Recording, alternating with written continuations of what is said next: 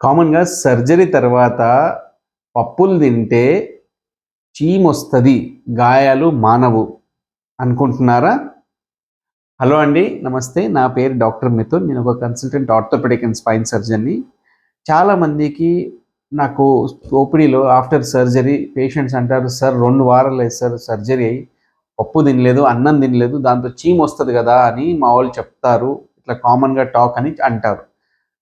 కానీ అది totally wrong అండి.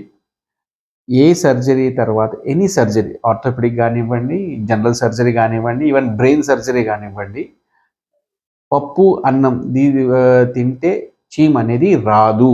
It's wrong. ఉల్టా పప్పుతో మనకి హై ప్రోటీన్స్ దొరుకుతాయి. ప్రోటీన్ ఈజ్ వెజిటేరియన్స్ మీట్ అంటారు. వెజిటేరియన్ తినే వాళ్ళకి పప్పే ఒక మీట్ అంతా పౌష్టికాహారం లాంటిది, హై ప్రోటీన్ ఫుడ్. సో దానివల్ల ఇంకా గాయాలు తొందరగా మానుతాయి. దానివల్ల ఈ చీమ్ అనేది రాదు. ఇది ఒక మూఢనమ్మకం.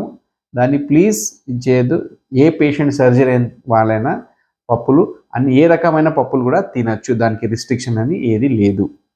Okay friends, so I hope ఈ స్మాల్ ఇన్ఫర్మేషన్ మీకు చాలా హెల్ప్ఫుల్గా ఉంటుంది. ప్లీజ్ తెలిసిన వాళ్ళకి, అవసరం ఉన్న వాళ్ళకి ఫార్వర్డ్ చేయండి.